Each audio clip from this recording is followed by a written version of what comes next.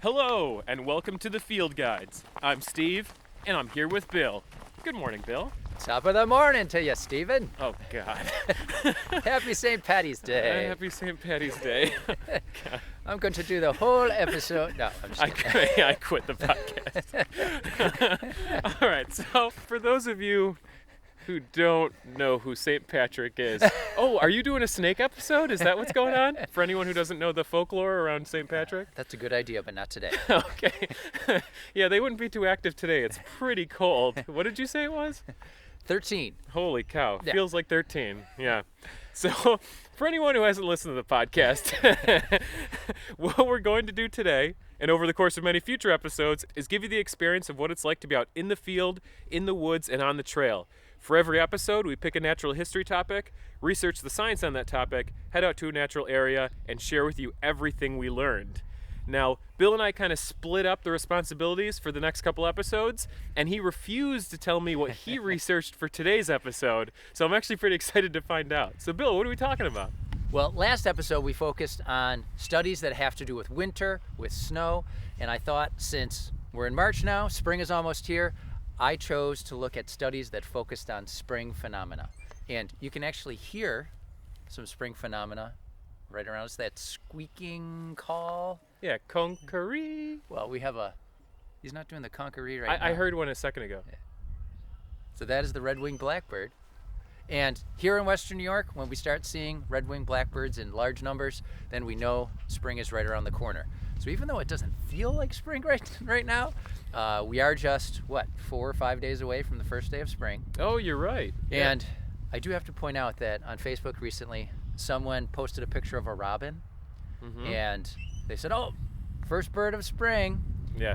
And someone responded by saying, well, actually. And not only did they do that, they posted the local records of American robins during Christmas bird counts and winter counts. Oh. To prove to that person that... You know what? That's the best I've ever heard of.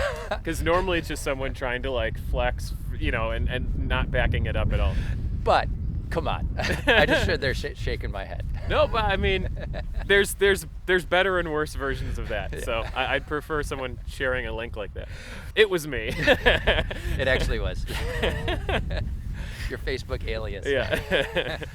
All right, so we are at a site today. We should talk about this. We are at a Sure. site called Sinking Ponds. This is a small, maybe, I don't even know for sure, maybe 20-acre park, but it is this great pocket of green surrounded by suburbia. I can actually see a golf course on the other side of the marsh. Yeah. But this site is dominated by marsh and some lowland woods, and it is a prime site for warblers. So I've always been shocked at the numbers of warblers that I see on eBird reports, not only during migration here, but even during the breeding season. So even though it's a small site, it's a nice patch of woods, it's a nice marsh. Obviously the red-winged blackbirds enjoy it. Yeah. You guys are going to be hearing them throughout the course of today's episode. But we're not going to be focused strictly on warblers today, but I will be talking about birds in general because some of the studies I looked at do focus on migration. But why don't we walk a little bit? Yeah. Because Steve is getting chilly. Yeah, it is a cold day. Why don't we get out of the way? Yeah. I'm sure the listeners will appreciate that. So while we're walking, though, and before I get into my topic, I do want to mention that one thing that is new for our podcast is that our most recent episodes, we do have transcripts available on our website. If you do know people that would benefit from those transcripts, please let them know. And we want to thank listener Joe Stormer, who's put in the hours and effort to make those transcripts a possibility. So thanks a lot, Joe. Yeah, thank you, Joe. And we also want to congratulate our friend Matt and his podcast and blog, In Defense of Plants. Do you know they just passed 200 episodes? No, I didn't know that. 200 episodes. So way to go, Matt. Yeah, congrats. All right. Why don't we stop here? We're in a little bit of a sheltered spot. Yeah. Hopefully the mic is picking up those sounds of the red-winged blackbird. There's one.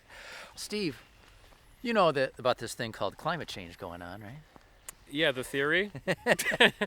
So how do you think climate change is affecting plant growth in the springtime? I think it might be hurting it, but I'll tell you why.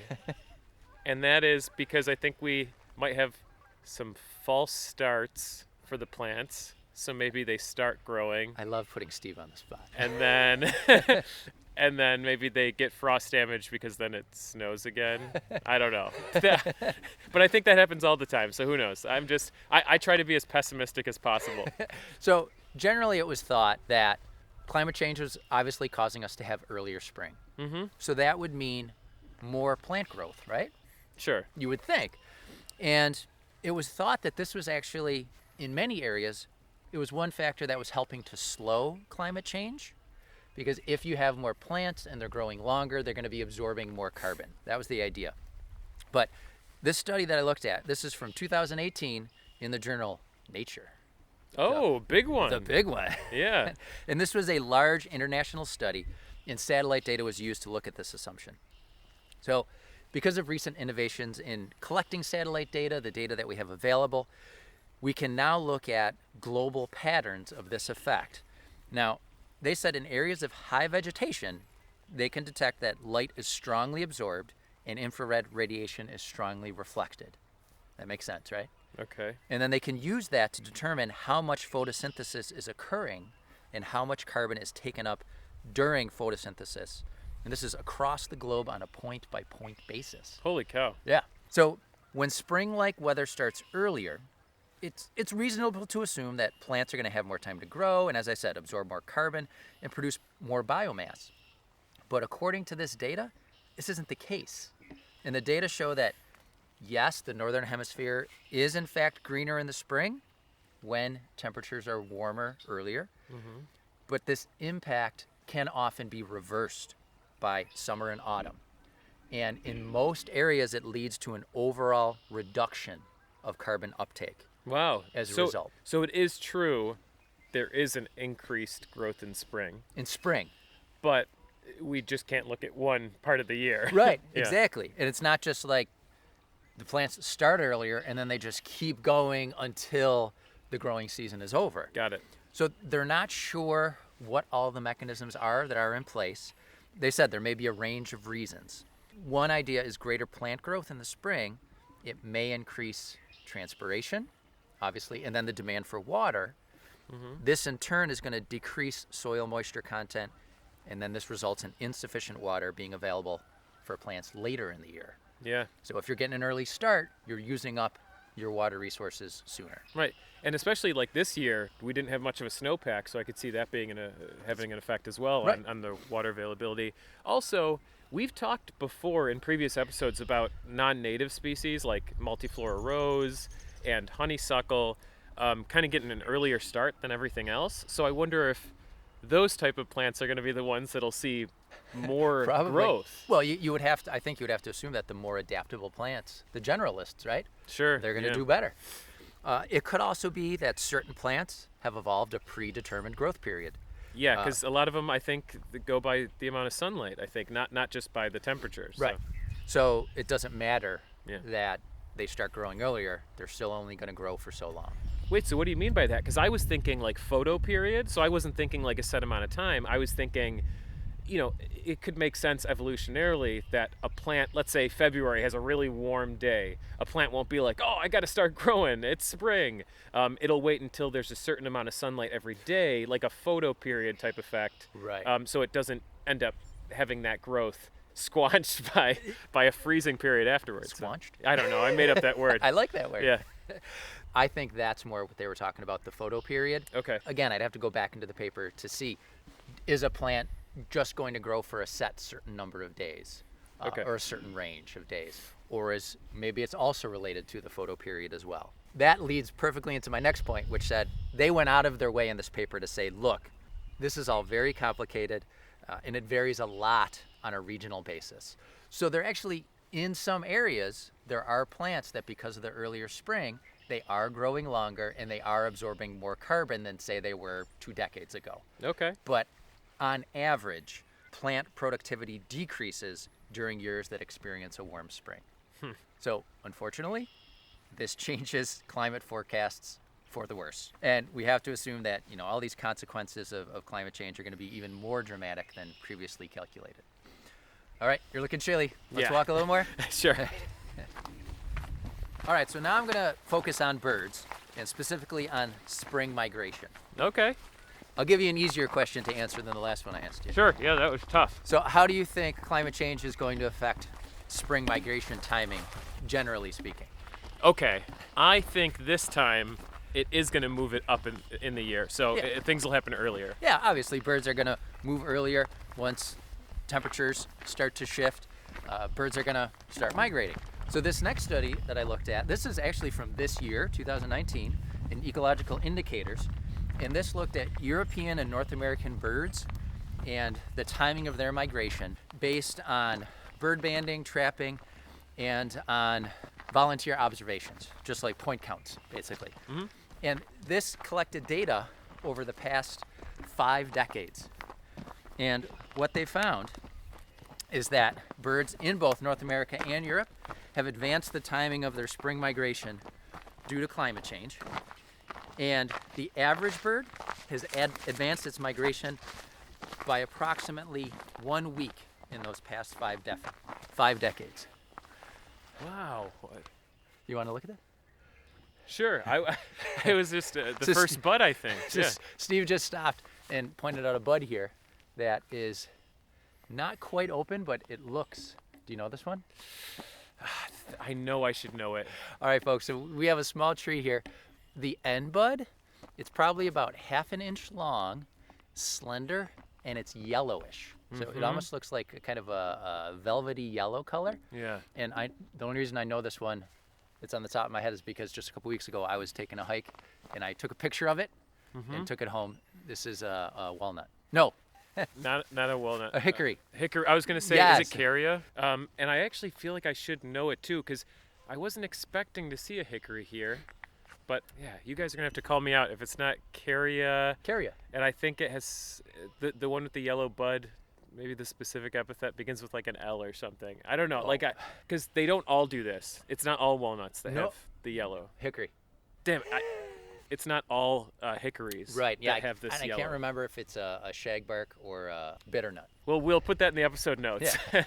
All right. So the average migratory bird has advanced its spring migration by about 1 week over the past 5 decades. And keep in mind that week time period, that's the average. Yeah. There are some birds that their migration has shifted a lot more than a week. Oh, yeah, okay. So the greatest advances were found among short distance migrants that winter in Europe and North America. That was about 1.5 to 2 days per decade. And then the long distance migrants that winter in the tropics, they've also advanced, but their advance was shorter, anywhere from half to a little more than a day per decade. So long distance migrants, think of the insectivorous warblers, the ones that travel down to Central and South America, and then the short distance migrants, the majority of our ducks and our geese, these are short distance migrants. And you're probably hearing a lot of barking dogs in the distance. Those Canadian geeks. Did you say Canadian? I also said geeks. That's the one you didn't I catch. missed that. Nice. I never heard that. As I said, this study was based on long-term monitoring data. There were 21 different observatories, bird observatories, and then they looked at 200 different study species. So this was a really broad study. Yeah. And the data that they collected, they started in 1959 and back in the early 60s. So they said based on these changes in median migration dates, birds on average advanced their spring migration by a little over a week. And as I said before, some species show much greater advances. They talked about one species, whooper swans, and this is the Eurasian counterpart of our trumpeter swan. Okay. They arrive in Finland about 2 weeks earlier than they did just in the 1980s. From where to where? I'm not sure where their wintering grounds are. That's the one part about this study that I didn't like, is they didn't really go into the individual species. I had to locate a news piece on this study to find out that comment about the whooper swan. Okay. Because they didn't really at all go into the individual species and how their individual times have changed. So the reporter who was speaking to the researchers was able to get them to give that piece of information. Okay, yeah. So the advances in spring migration dates, they're not equal across the migration seasons. So think about this. Early migrants have advanced their migration dates more than late migrants. So the first migrants, they have the highest pressure to arrive early Why? Uh, Well, think about these red-winged blackbirds. okay. Who do we have, males or females, around us right now? Do you know? I actually don't know, but I would imagine it would be related to nesting. Right. The males have come back first. Mm-hmm. Why? What are they doing? Oh, are they building nests, like setting things up for? They're setting up territory. So you want to get the first arrivals. They're getting there because then they're going to have the best chance of breeding success. They're going to have first pick of breeding territory, first pick of nesting sites if they're the ones that build the nest. Mm-hmm. Whereas the later migrants, they're typically non-breeders. They have no rush to move north. So this asymmetry has led to an overall increase. So with these warmer temperatures arriving early, those early migrants, they're like, oh, I can leave even earlier. Mm-hmm. I should say they're actually not thinking that, right? Thanks for catching it, Yeah. actually. So, And the later ones, quote unquote, are thinking, I'm not in a hurry. I'm not getting it on when I get to my breeding ground. So I'm just going to stay here as long as I can. So these arrival dates, they're linked to different factors, but one of the key factors is local temperatures. So you're talking about when do birds migrate. Mhm. I'm sure it has to do with photoperiod as well, but local temperatures, and they reference lots of other studies that found this, that local temperatures do play a big role. So the earlier the spring, the earlier the timing of migration, and the longer the migration season is going to be. got it. They also did say that birds advanced their migration dates more in Europe than here in North America because spring temperatures have risen more quickly in Europe. All right, how you doing temperature-wise? Good-ish. I have to keep switching hands for warmth's sake. So, So I do have to say, here in Western New York in the Buffalo area, this week on Thursday, it was 60 something. oh yeah, I mean, I took a lot of like outdoor walks around campus. It was but, so nice. yeah. We took the kids outside for recess. Normally recess is supposed to be 20 to 25 minutes. After like 35 minutes, some of the kids were like, Mr. Michael, shouldn't we be going inside? I'm like, nah, we're good. So we were outside for about an hour because I knew it was going to be gone. Yeah, right. All right, so the next two studies I'm going to look at take this concept of migration and delve into it a little deeper. Well, speaking of migration, Yeah. we in about a month and a half we will be doing our birdathon. Yeah. And what might be really useful for that is a pair of nice rubber boots. Oh, it's time for our plug. Yeah, so this episode is brought to you by Gum Leaf USA. This company makes high quality, super comfortable, handmade tall rubber boots. And we've actually had a few listeners already purchase some of the products from Gum Leaf. Hey, thanks, folks. Yeah, and if any of you guys ever want to share any of your experiences with the boots, let us know and we could relay your message to the rest of the audience. Yes. All right, so this company makes high quality, super comfortable, handmade tall rubber boots. And like Bill and I have said before, we have a pair ourselves. I don't know, Bill, what do you think? Yeah, they're super comfortable. I always get compliments on them when I'm wearing them out in the woods. They have a lot of little bells and whistles, like a gusseted zipper. They're tall. There's a buckle at the top to kind of close them up a little bit. They have a lining that keeps your feet warm, and they're just great all-around outdoor boots. They're 100% waterproof, durable, and made with 85% natural rubber, so you won't have to worry about them cracking over time. They have styles for men and women, and they're great for birding, botanizing, or really any outdoor activity. And if you're interested in high-quality tall rubber boots, we recommend visiting gumleafusa.com and exploring their products. It's also a really great way to support the podcast, and it'll help us do cooler things in the future. So there will be a link in the episode notes and on our website for Gum Leaf USA. Check them out, folks. All right, onward and on with our studies. Yeah. So the next one I'm going to talk about is from 2016 in the Auk, and it looks at the speed at which birds migrate. So I promise this is my last question for you, Steve. Okay. Do you think birds fly faster in the spring when they're migrating or in the fall when they're migrating? Oh, man. And this is one, I can't think of any reason why you would know this, but So I'm wondering if it's a function of their weight. Maybe they pack a lot of food in before migration. all right, you're thinking about it too hard. Okay, fine. I have no idea. Think about it. In the spring, you have a reason to get where you're going sooner. Okay, In the fall, you're not in a huge hurry. got it. Because in the spring, you're rushing to beat everyone else to the spot before it becomes nice and habitable. Right. So this study used radar data. So have you seen those pictures during migration? People will post them online of weather radar but it's showing all the birds migrating at night. Do you mean our friend Tom, who posts it like every single day? Yes. During migration? That's right, yeah. Previously, migration studies would look at a few individuals, maybe on the scale of hundreds. Sure. But with this new radar data, they're actually documenting the behaviors of millions of individual birds on a given night. That's a lot of data. Yeah, and you know what? One thing that I will say is that I love seeing data like this, like in real time. Yeah. Because it makes you like appreciate all the things you never see. Right. That you just don't experience. Like when we were talking about flying squirrels. They're all over the place, but I never see them. And I almost never see animals like kill other animals to eat. And there's a million things that I don't see, but that's going on every single day. Right, and then when we can get a window into that, that's just so cool. It's fascinating. So because of this data, they can see these flight behavior results that are regionally or seasonally different.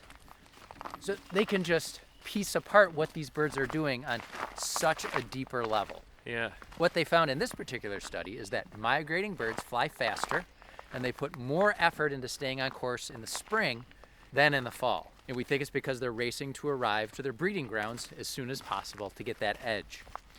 Arriving late can negatively affect reproductive success. So previous studies have shown that migrants do take shorter breaks in the spring, but it was always hard to tell whether they also moved faster in the air. That's what I wanted to know. I'm like, is it just, their average miles per hour is changed? No.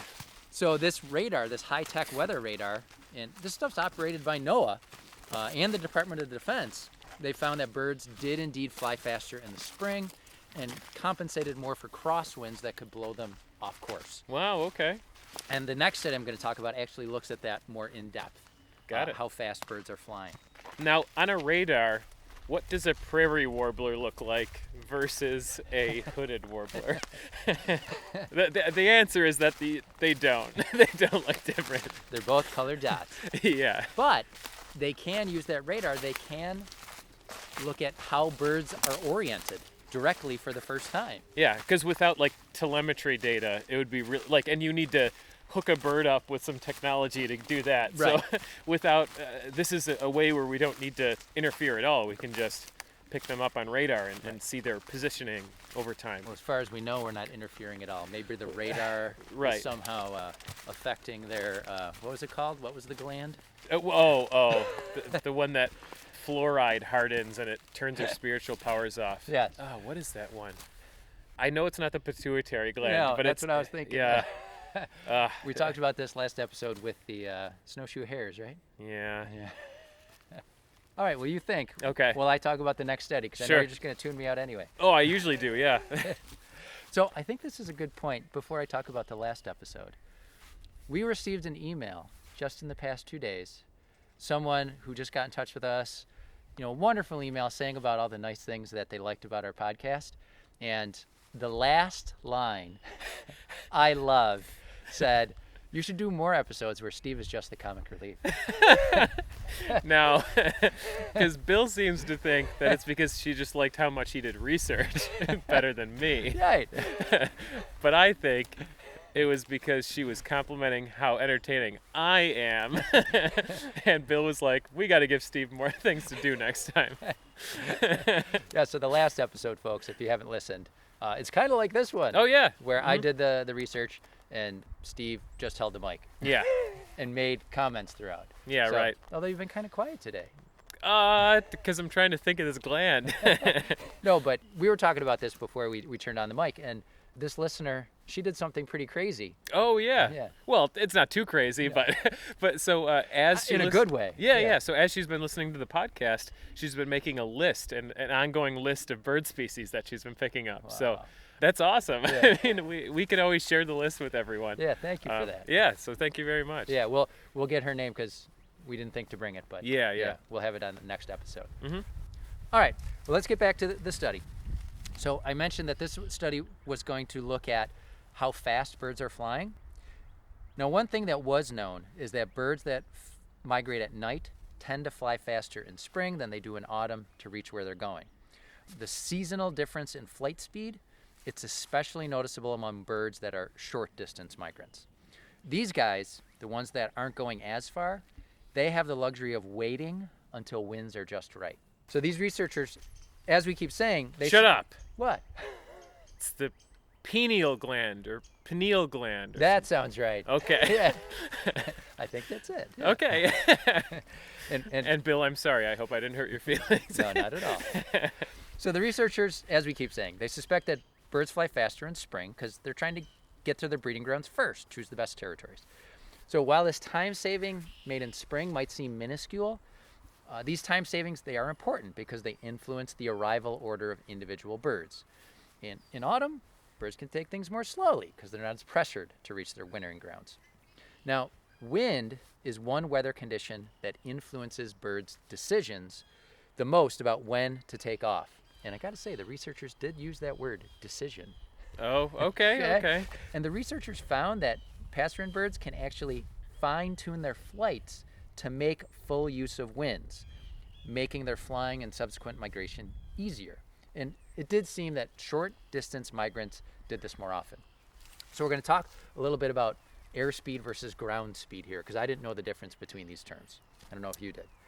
Well, I'm thinking one is like the Roadrunner from the old Coyote and Roadrunner cartoons. So that's like the ground speed, right? So the ground speed is your speed relative to the ground. Okay. The other one is airspeed, and that's your speed relative to the air around you. Oh. So air is moving.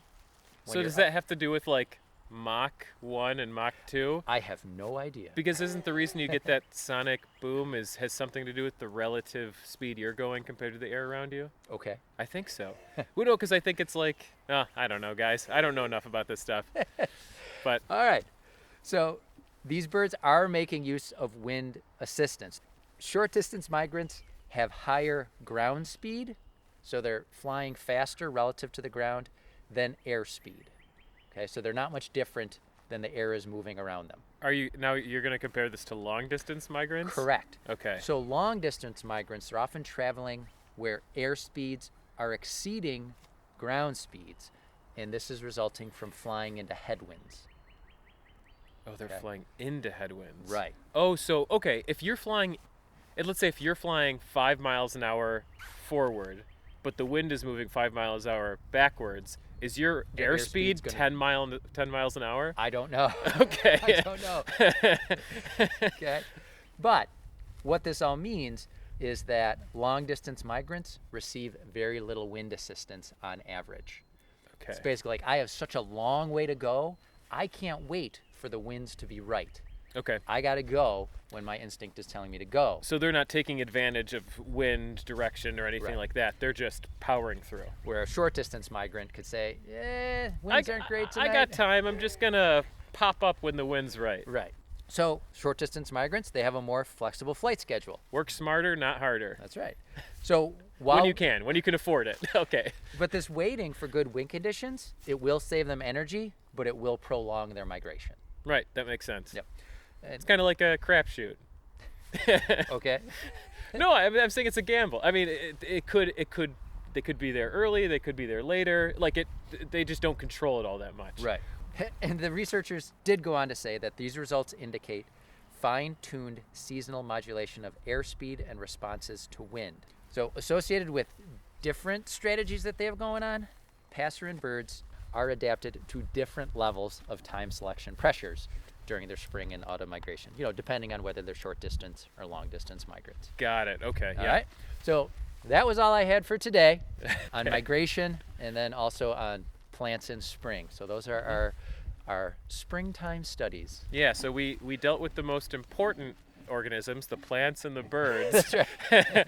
There's nothing else to think about. Now, I got to try to come up with as good of a pun as I came up with for the last episode, for the hair episode. Oh, receding hairline. I thought that was a shot at me.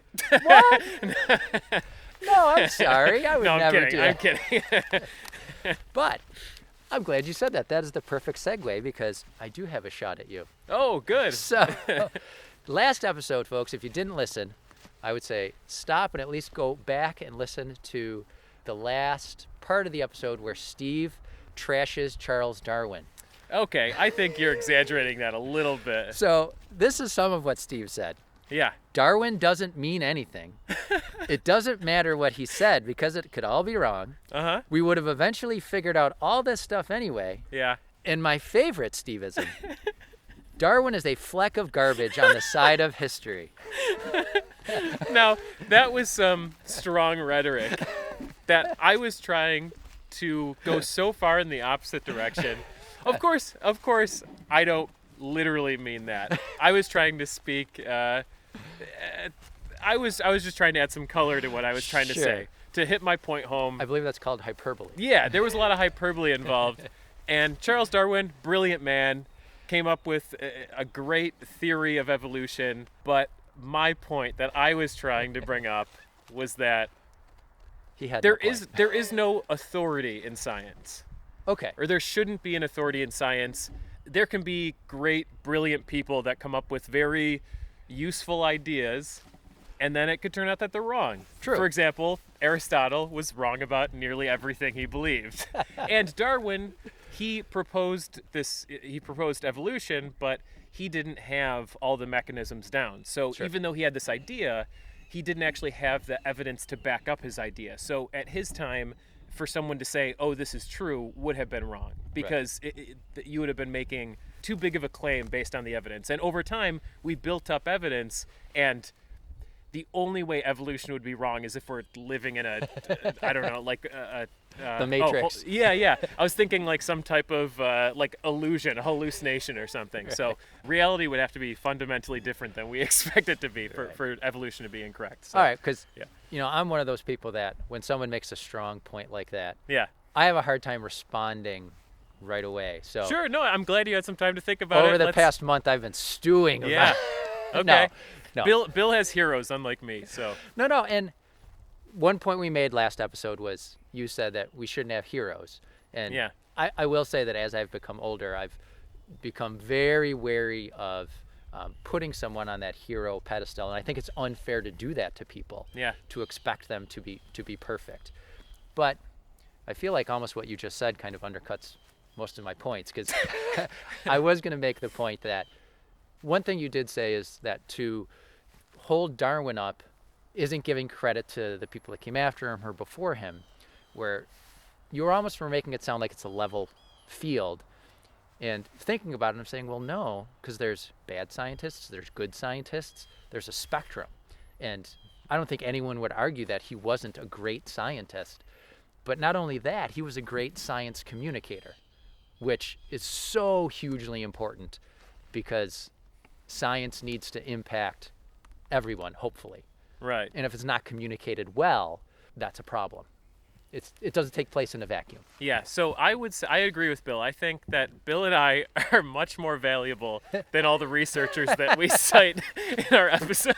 That was going to be one of my points. Like, even if we end up doing this podcast for the rest of our lives, Yeah. what we're doing is nothing compared to what Charles Darwin did. Sure, right. Even And if- we probably wouldn't be doing what we're doing without Charles Darwin. Right. And also, just to give it some context, like I feel it's important to say what he did. There was an element of bravery and courage to what he did, because publishing his work, his Origin of the Species, was a slap in the face, in a lot of people's minds, to the church. His wife had a problem with it. A lot of people say that's why he took decades to do it, because he was worried about the impact and what it meant. He was a great man, and I think it's worth holding up those people, not necessarily as a hero, but as an inspiration. And just again for the audience, I was misrepresenting my own opinions on Charles Darwin just to be funny, to play up a bit. Okay. But it's still, there is an underlying truth to it that even though I do think Charles Darwin was a great man, I value the scientific method more than any individual scientist. And the nice thing about science is that let's just say hypothetically there's such a thing as like a genius. But if he or she doesn't have scientific training, in my mind, that genius is going to go to waste in terms of figuring out the universe. If that's what your goal is. There can be geniuses in many things that have nothing to do with a scientific effort. But I would agree. I would say without the scientific method or scientific practices, the genius wouldn't reach the full potential, or even come close probably to reaching the full potential No, it could. and I'm just looking at everyone who's ever come before modern science. Sure. There have been brilliant people that just get everything wrong because they don't have a method to figure out the world. Yeah. And there's so much value to that, where someone even like me, who is clearly not anywhere near a genius, I can just follow the scientific method and all these findings and methods from the people that came before me, and I can find novel, exciting things that no one else has ever seen in the universe before, you know, and there's some value to that method, that it doesn't matter how smart you are. As long as you learn this technique, you can discover things with the smartest people out there. Yeah. So, and it takes away as much bias as possible, and it's super careful, and it's really scared to get things wrong. So. And Charles Darwin is awesome. Okay. Anything else? No, I think that's it. I just have 2 small bits that I wanted to share with the audience. Sure. So the first one was a comment we received on our Downey Harry game episode. It was a couple episodes back. And in that, I was wondering why the American Ornithologists Union didn't have the Downey and hairy woodpeckers, their genus and species, updated with the rest of the world, it seemed. Mm-hmm. And this person wrote in and said, according to the newest supplement to the AOU checklist, and the AOU is the American Ornithologists Union, many North American scientific journals reference this checklist regarding scientific names of birds. They say that now both the Downey and the hairy woodpeckers are put into the genus Dryobates. Okay, because that is not my notes. I didn't have them as Dryobates. Yeah, me. And speaking of Dryobates, I wondered the whole time if we were saying it right. Yeah. Because like part of me wanted to say like Dryobetes or something. Because you know sometimes they'll do that. They'll put weird emphases on stresses on the e's in weird ways. Because I've seen other ones that are spelled the same way as Dryobates, but you pronounce it, if you were to do it the same way, it would be like Dryobetes or something, which is That sounds bad. Yeah, it sounds weird. It's like diabetes. Diabetes. But yeah. So the only 2 species left in Picoides, this person said, are the black-backed and the American three-toed woodpeckers. The Birds of North America through Cornell also follows this classification. So that's good to see. Sure. So thanks for that comment. Mm-hmm. And then the question I have, maybe you'll be able to answer it. If any listener can answer this, I've been wondering this for years. Why in iTunes, whenever you look at our podcast, does it say one of the main related podcasts is Snark Monkey? Oh, well, I'll tell you why. Why? I think because iTunes had messed up at a certain point, and they replaced Indefensive Plants with Snark Monkey. So Matt had to recreate his podcast, and he lost all of his reviews, because if you go to that podcast, a lot of the reviews will actually be for Indefensive Plants and not Snark Monkey. So it was like a weird glitch in the system. So Matt had to re-upload his stuff and had to start over from 0 reviews. Okay. And he had to slowly build up. And he's far surpassed us at this point. Oh, yeah. But that was back a couple of years ago now that happened. So All right. I'm glad I got that cleared up. Yeah. Thank you, Steve.